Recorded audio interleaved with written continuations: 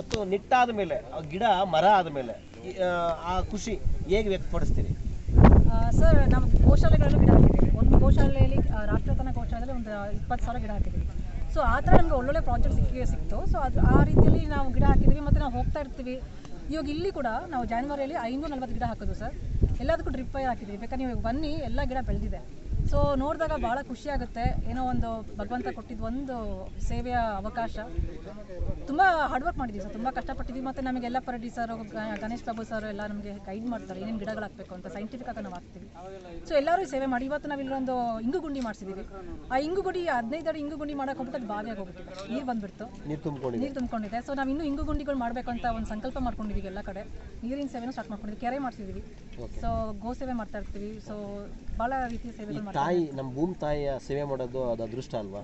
ಅದೃಷ್ಟ ಸರ್, ನಿಜವಾಗ್ಲೂ ಎಲ್ಲರಿಗೂ ಸಿಗಲ್ಲ. ಮತ್ತು ನಮಗೆ ಎಲ್ಲ ರೀತಿಯ ಸೌಕರ್ಯಗಳು ಆಗಬೇಕು, ನಮಗೆ ರಿಸೋರ್ಸಸ್ ಸಿಗಬೇಕು, ವಾಲಂಟಿಯರ್ ಸಿಗಬೇಕು, ಫಂಡ್ ಸಿಗಬೇಕು, ಈ ಥರ ಜಾಗಗಳು ಸಿಗಬೇಕು, ಸೊಸೈಟಿದ ಸಪೋರ್ಟ್ ಸಿಗಬೇಕು ಸರ್. ಅದು ಸಿಗೋದು ಭಾಳ ಅಪರೂಪ, ಅದು ಕೃಪೆ ಅಷ್ಟೇ. Okay, thank you madam. Thank you sir.